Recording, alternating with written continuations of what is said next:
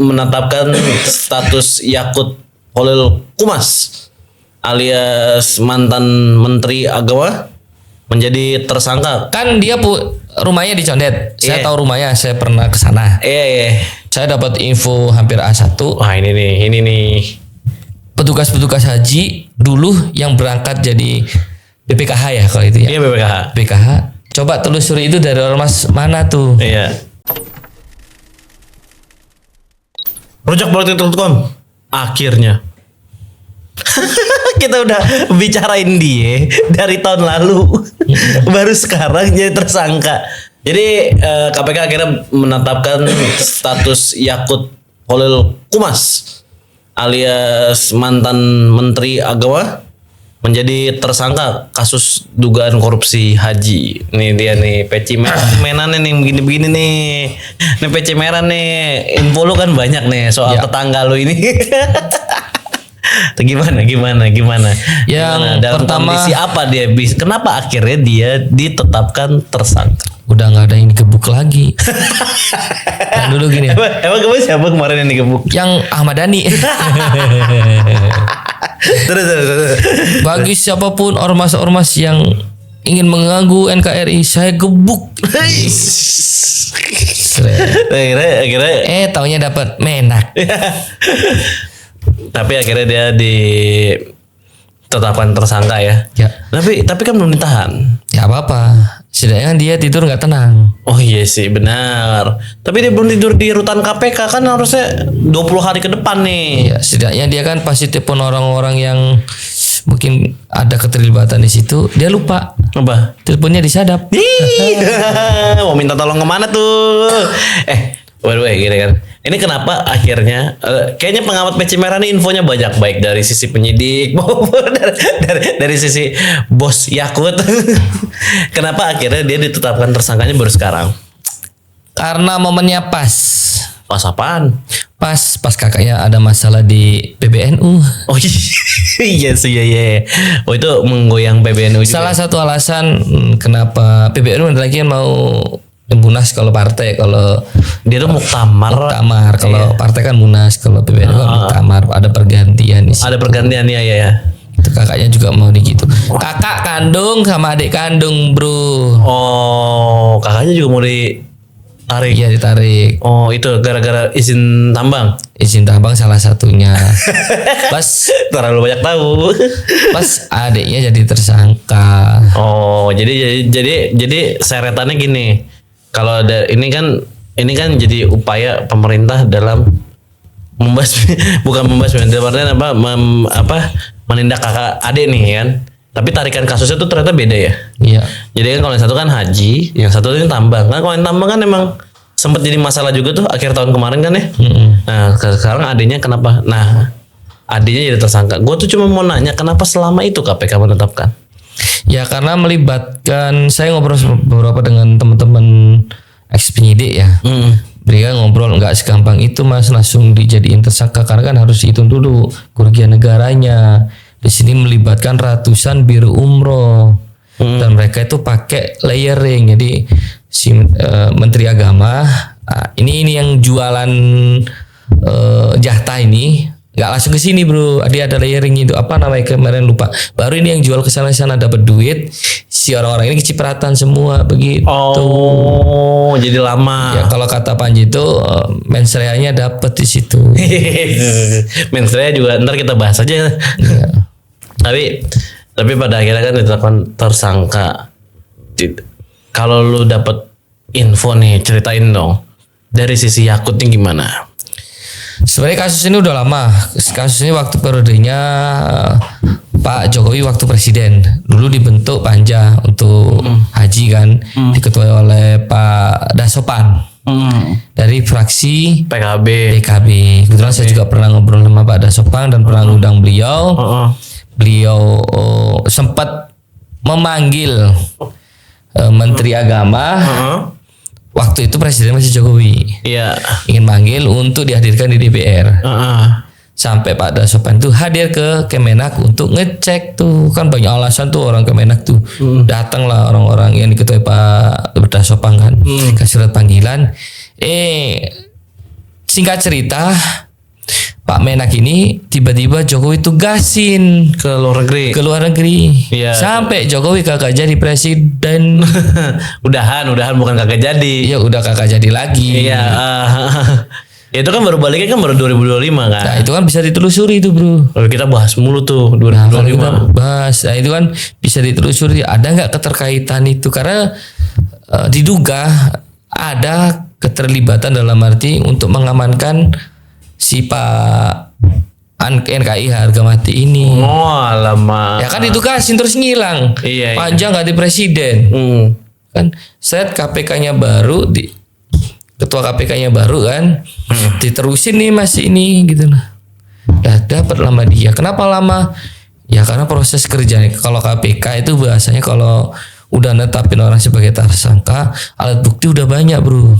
Minimal 2 alat bukti. Oke. Apalagi biro udah dipanggil, sempat rame saat KHB dipanggil karena beliau figur ya sehingga rame, jadi ada perseteruan antara Salafi NU saling serang menyerang. Nah sekarang faktanya kan dia dijadikan tersangka dan itu ada alat bukti KPK untuk menetapkan tersangka. Dia sempat minta bantuan nggak?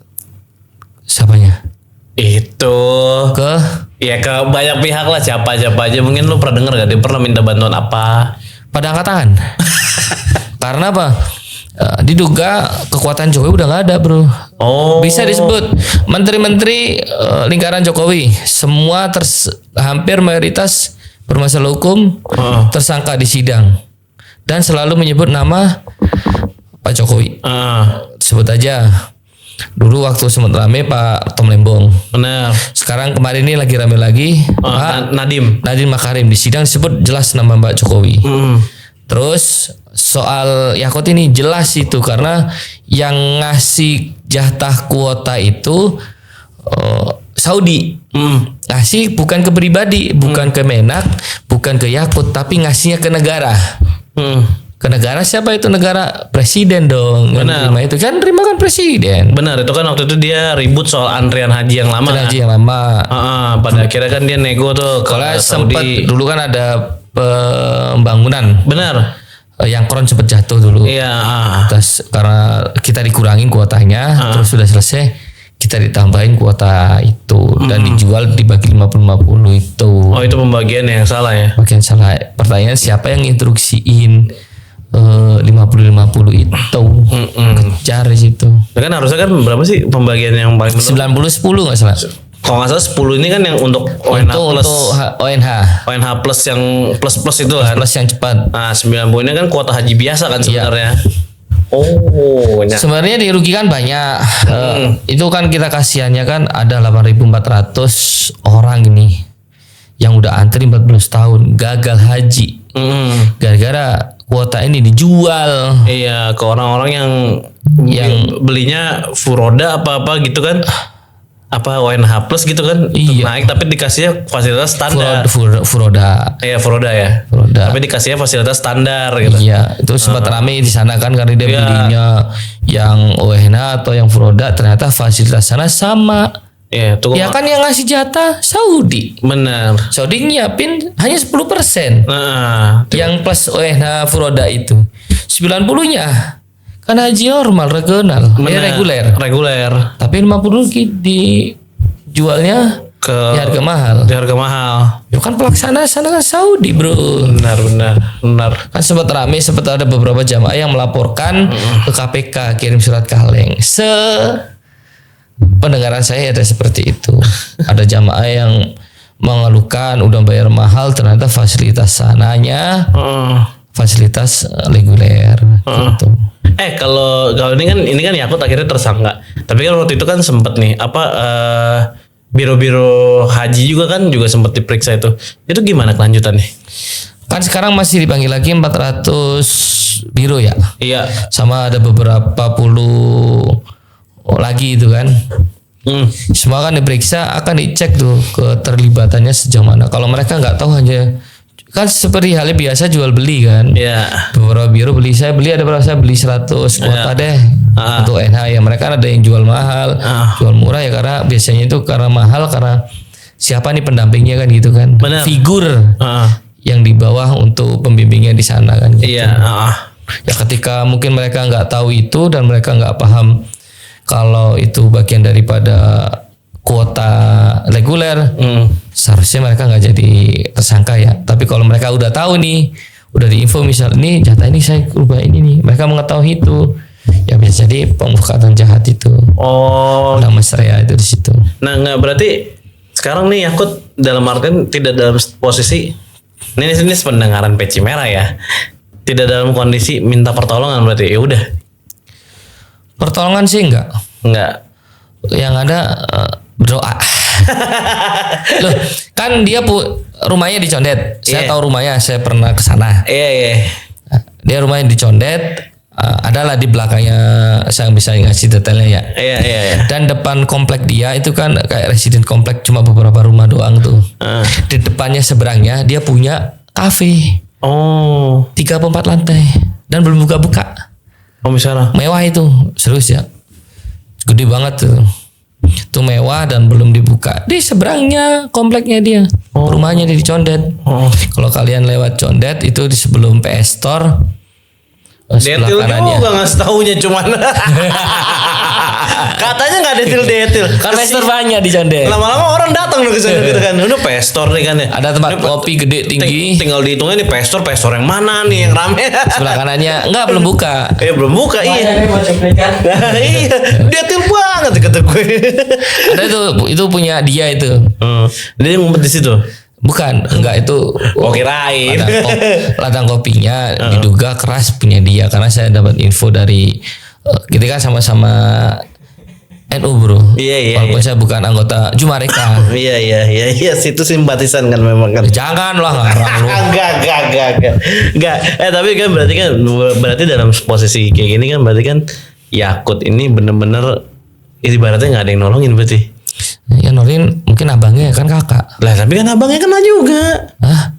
Ya kayak lu kena kasus masa lu abang lu nggak ada, lu kena kasus masa lu nggak nolongin? Iya sih, tapi kan ini kan abangnya sendiri kan lagi di pusaran pergantian. Ya kan ini kan sekarang masih berkuasa. Lah sampai kapan? Sekarang emang kalau mau dilihat ya, gue kemarin kalau gue terka-terka kayaknya segitu aja deh. Kalau dikasih tampang ya beres aja udah gitu. Kan kemarin nggak jadi hilang jabatannya. Ya nggak jadi. Masih ketua nih. Iya. Kan Bu Nasli apa namanya? Ya Muktamar apa ya kan? Dan sekarang masih ketua PBNU nih. Adiknya tersangka nih. Iya masa ya kakak nggak ngasih semangat atau kecil kecil nggak bantu? Oh tapi kan biasa gini. Ini mohon maaf ya. Ini mungkin sebenarnya gue. Yang perlu ditelusuri, saya dapat info hampir A1. Wah ini nih. Petugas-petugas haji dulu yang berangkat jadi BPKH ya kalau itu ya. Iya BPKH. Coba telusuri itu dari ormas mana tuh? Iya. Itu dia sih ya. Terus telusuri itu kan hanya tertentu ormas tertentu dan penyedia apalagi ya makan yang di Saudi. Catering atau yang itu orang-orang siapa tuh? Oh. Kalau info sih, itu alirannya ya. Iya, kalau info sih banyak bro. Cuma nggak berani nyebut. Ya udahlah. Jadi menurut lo Yakut akan ditahan oleh KPK dalam waktu dekat ya? Seharusnya dalam waktu dekat. Ini kan dekat lagi Isra Mi'raj nih. Sepi nih berita nih. Kemungkinan di situ nggak?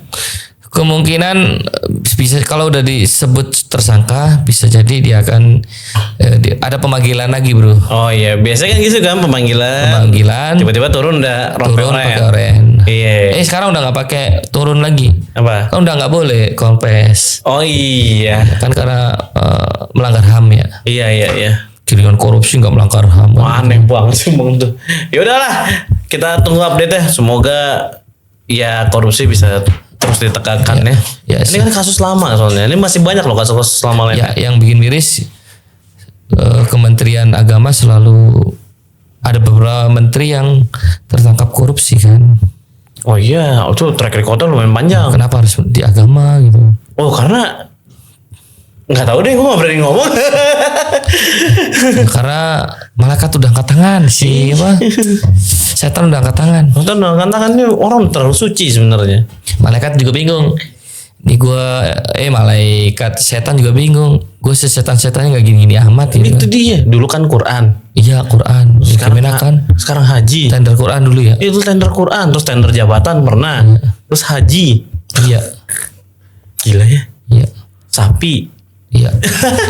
Terus pokoknya NKRI harga mati. Ya pokoknya tegakkan terus korupsi. Sampai jumpa di episode Terjok Politik. Terakhir. Apa? Pak Ahmad Dhani, selamat. Anda benar. Anda benar. Anda benar. Oke. Ya sampai jumpa di episode Terjok Politik berikutnya.